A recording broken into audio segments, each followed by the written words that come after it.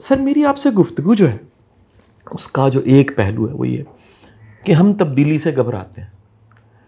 Comfort zone का ना पूरा वर्ड है, पूरा फ़लसफ़ा है। कंफर्ट जोन पे बहुत लिखा गया, बहुत सी बातचीत हुई है। दुनिया के जो जदीद मुफक्करीन हैं सेल्फ हेल्प के, उन्होंने तो बाकायदा अपनी किताबों में एक चैप्टर शामिल किया है कि जो कंफर्ट जोन में है वो तरक्की नहीं कर सकते, और ना चाहते ना चाहते बड़ी दुनिया कंफर्ट जोन में ही रह रही होती है। अच्छा, कंफर्ट जोन से बाहर की दुनिया जो है उसमें है मदजर, उसमें तब्दीली हैं, उसमें आंधी चल रही है, उसमें ओले बरस रहे हैं, उसमें कुछ ऐसा है जो पसंद नहीं है, कुछ ऐसा है जो ख़तरा पैदा करता है, अनसर्टेनिटी को बढ़ा के बड़ा ऊपर ले जाता है, इनसिक्योरिटी को बढ़ा देता है।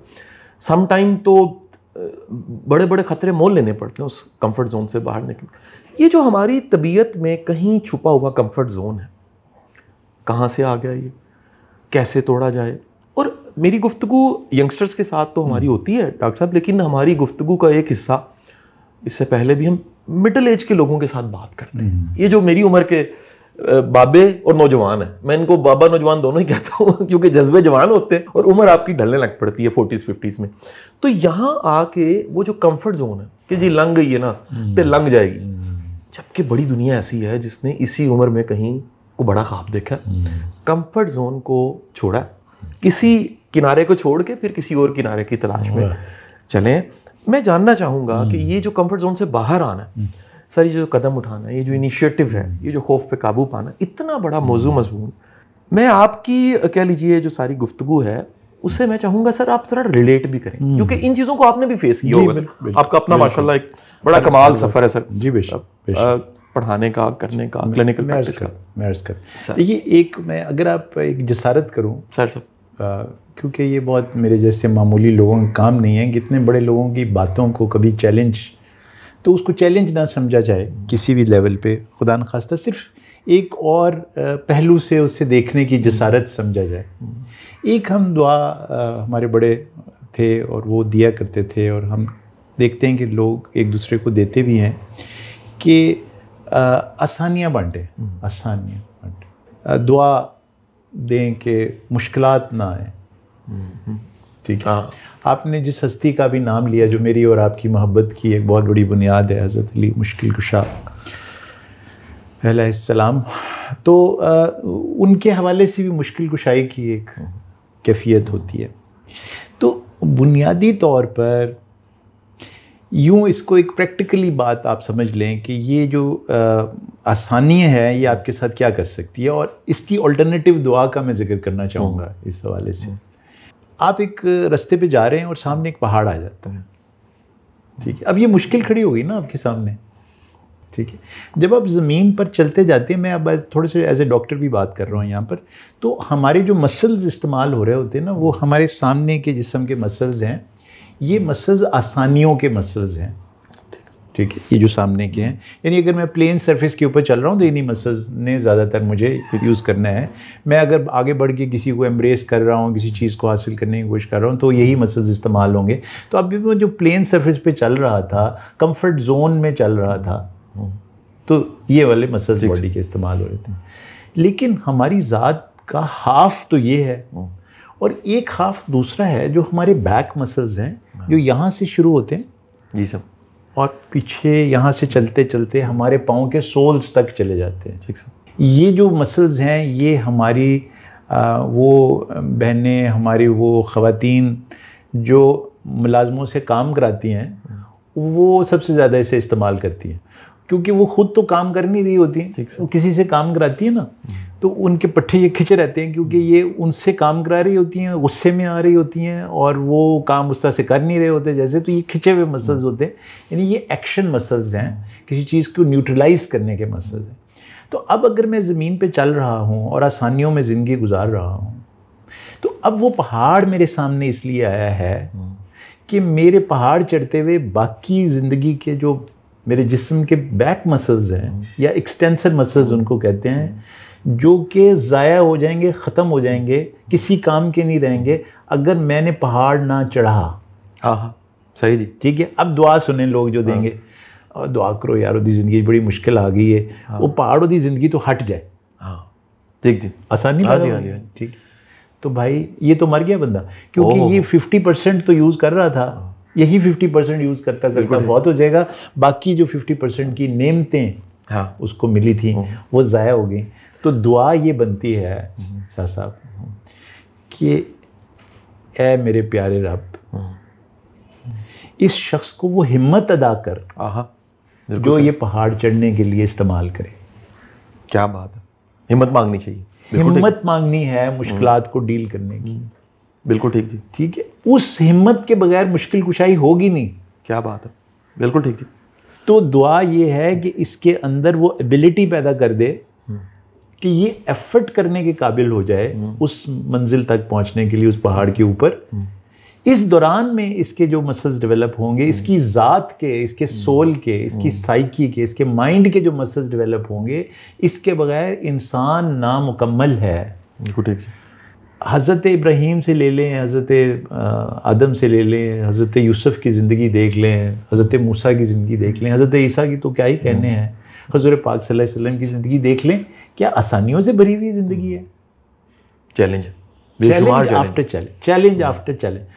तो वो जो बेहतरीन चुने हुए इंसान थे, उनको तो दी हैं अल्लाह ने पहाड़ आफ्टर पहाड़ आफ्टर पहाड़, ठीक है, उनको तो दी शैब अबी तालिब, ठीक है, और मैं और आप आसानियाँ बांटते फिर रहे हैं यार। तो एक बहुत बड़ी ट्रेजेडी हम ये कर रहे हैं अपने स्टूडेंट के साथ, अपनी यंग क्राउड के साथ, अपने आने वाली नस्लों के साथ, कि हमने उनकी ज़िंदगियों को बहुत ज़्यादा आसान कर दिया है। स्पून फीडिंग का वर्ड है, स्पून फीडिंग लिटरल है, लिटरल है, ठीक है, एफर्ट नहीं करने देते। देखिए एक बच्चा है, जिस वक्त आप उसके मुंह में फीडर दे देंगे तो उसका तो इतना मोटा सुराख है, बिल्कुल ठीक है, उसको तो दूध पीने की जरूरत ही नहीं, वो खुद ही अंदर जा रहा है। ये नहीं, आप जब ब्रेस्ट फीडिंग करते हैं ना, तो बच्चे को ये सिखाते हैं कि एफर्ट करोगे तो दूध मिलेगा। बिल्कुल ठीक है सर। हालांकि माँ के साथ रिश्ता है, हाँ, एफर्ट के बगैर नहीं मिलेगा। बिल्कुल ठीक है सर, बहुत खूबसूरत। तो जब आपने बोतल दी तो आसानी दे दी, सही सर, बेड़ा गर्क होना शुरू हो गया। तो वो जो बॉटल फेड बच्चों और ब्रेस्ट फेड बच्चों के दरमियान सेहत के मसाइल हैं, वहाँ से ये बात शुरू होती है आसानियों की।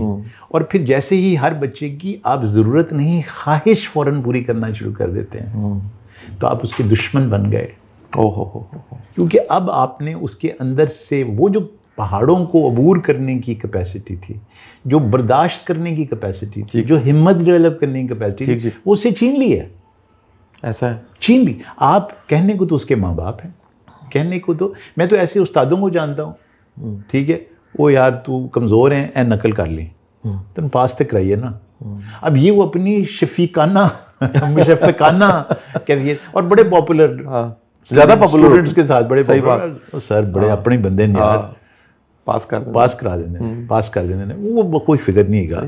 तो ये वो समझ रहे हैं कि ये this is cheap popularity, unfortunately जो वो हासिल कर रहे होते हैं, तबाह कर रहे हैं हम उन तमाम लोगों को जिनकी ज़िंदगियों से हम आसानियाँ पैदा करते करते ये दुआ नहीं करते कि अल्लाह इसको वो हिम्मत और ताकत अता कर दे, क्या बात कि जिससे ये उस पहाड़ को चढ़ जाए। बिल्कुल सही सर। उस पहाड़ की चोटी पे झंडा गाड़ने के लिए आसानी तो नहीं चाहिए। हाँ, क्या कहने तो इसलिए मुश्किलात का बहुत बड़ा रोल है। सही सर। और इसके अंदर एफर्टेबिलिटी। अच्छा सर, आपको लगता है सर ये नेशन के साथ भी ये चैलेंज है? यानी हम देखें सर, पिछले, इसे हम नहीं कहेंगे सर किसी गवर्नमेंट से नहीं रिलेट करते, लेकिन एक अप्रोच की बात मैं कर रहा हूँ सर। लंगर खाने सर कॉमन हो गए सर, और सर आप कई शहरों में जाएँ सर, रोक के ना सर रोटी खिलाई जा रही है। बड़ी दुनिया जो है ना सर, वो काम करती कोई नहीं है, 3 टाइम रोटी खा लेती है। किसी लंगर खाने का ना सर, मैंने एक मीडिया पे एक प्रोग्राम देखा सर, उसमें माइक आगे करके ना सर, दोपहर का टाइम था, आफ्टर लंच, इससे पूछा गया कि हुण तुसीं इत्थे बैठे की कर रहे हो?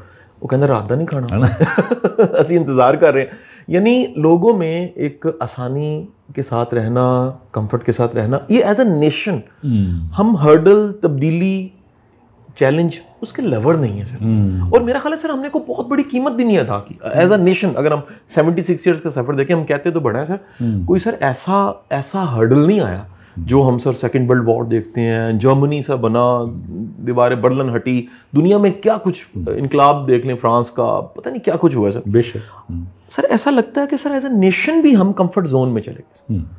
कौम को सर क्या ज़रूरत है? वो सर ये इतने जो चैलेंज हैं, इनको कबूल करें, माने, किधर जाएं सर, कहाँ से शुरू करें सर एज अ नेशन? देखिए, पहली बात ये है कि ये जो आप पहले ये तय कर लें कि जो आदमी किसी को भीख दे रहा है ना, चाहे वो लंगर की शक्ल में दे रहा है, उसका क्या इशू है बुनियादी तौर पर। थोड़ा सा पीछे जाके आप देखेंगे तो कहीं ऐसा तो नहीं है कि वो अपनी कोई गिल्ट वॉशिंग कर रहा है।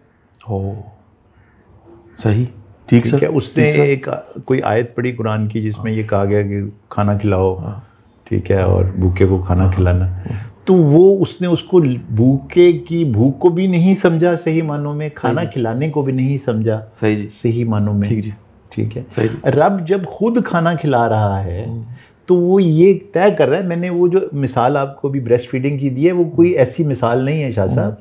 उसमें समझें कि रब ने जो अपना रिस्क बांटना शुरू किया पैदाइश के ऊपर, उसने तय कर दिया कि मुफ्त में नहीं मिलेगा, ठीक सर, एफर्ट करोगे तो मिलेगा। ठीक सर। मैं आपको एक छोटी सी इजाज़त हो तो बात सुनाता हूँ। 2005 में हम जब ये आमशोर आप भी काम कर रहे थे, उसके अंदर हम सब एज ए नेशन काम कर रहे थे, तो मैंने वहाँ पर एक स्टडी की छोटी सी। हम बाग के एरिया में और 2005 के ज़ल्ज़ले की बात कर रहा हूँ, 8 अक्टूबर के ज़ल्ज़ले। तो वहाँ हमने एक छोटा सा एक्सपेरिमेंट किया कि कुछ लोग हैं जो कि जिस वक्त खाना बढ़ता है और सामान आता है ना ट्रकों पे, उनको, तो हमने देखना शुरू किया कि मैं वो लड़कों का कि यार इनके ना एक स्प्रे के साथ रंग लगा दिया करो। ठीक, तो मुझे थोड़े दिनों के बाद अंदाज़ा हुआ कि ये वही लोग आए जा रहे हैं और खाए जा रहे हैं, आ जा रहे हैं और लिए जा रहे हैं सामान। There was a certain hundreds of people who would come and collect, और वो चले जाते थे लेके सामान। मैंने कहा ये हज़ारों की तादाद में लोग हैं, सामान सिर्फ यही 100 लोग ले जा रहे हैं, तो कुछ चक्कर तो है। हमने प्रोब करना शुरू किया तो पता चला कि एक्चुअली जो डिजर्विंग लोग थे वो नीचे आते ही नहीं थे सामान लेने के लिए, हमारे गैरत के। अल्लाह अकबर, खुददारी और गैरत से वो अपने वीरानों में, उजड़े हुए घरों में बैठे थे भूख प्यास के साथ। तो हमने एक्सपेरिमेंट ये किया, हमने ये कहा कि जनाब ये सामान आप उठा के ऊपर ले जाएंगे, गांव के बाहर रखेंगे और उनको कहेंगे कि जनाब आपको अपने घर खुद बनाने पड़ेंगे, दिहाड़ी हम देंगे। दिहाड़ी 2 तरह की होगी, खाना भी मिलेगा और दिहाड़ी भी मिलेगी, लेकिन अपना घर बनाने की। ठीक है, ठीक है। अब आप सारा दिन दिहाड़ी में वो रबल्स के ऊपर और थोड़ा सा मटेरियल हम ला के, और दोस्तों ने जो कंट्रीब्यूशंस कर रखी थी उनसे वो घर बनाना शुरू किए उन्होंने। शाम को वो हमसे दिहाड़ी लेते थे, ठीक सर, उस घर बनाने की, जो उनका अपना घर था या किसी साथी का, मोहल्लेदार का घर था। फिर उनको खाना खिलाते थे। ठीक है सर। वो इतने खुश, वाह वाह। उसके बाद हमने स्टडी की, फॉलो अप किया कि मॉर्बिडिटी जो पैदा हुई, साइकियाट्रिक मॉर्बिडिटी बहुत सारी थी जो पैदा हुई। तो साइकियाट्रिक मॉर्बिडिटी इन लोगों में जिन्होंने एफर्ट करके अपने घर खुद ही बनाए थे, किसी खैमा बस्ती में नहीं गए थे, उनके अंदर ना होने के बराबर थी। अच्छा। और इनके अंदर तकरीबन 1/3 लोगों को PTSD हुआ, पोस्ट ट्रॉमेटिक स्ट्रेस डिसऑर्डर हुआ, जो कि समान रहे थे। तो एक्चुअली उन्होंने अपनी सेहत में इन्वेस्ट किया, सही सर, एफर्ट करके। और तो ये वो तरीक़ेकार है जिससे कि आपने भूखे को जरूर खाना खिलाना है यार, बिल्कुल ठीक है सर, बिल्कुल ठीक है सर, आपने लेकिन एफर्ट के बाद खिलाना है। उसको अर्न करने दें, हिम्मत ना छीने उससे जिस तरह आप ये छीन लेते हैं तो आप उसको फीडर पिला रहे हैं। जब आप उसको फीडर पिलाएंगे वो लंगर के ऊपर, तो फिर वही हाल होगा जो फीडर फेड बेबी का होगा।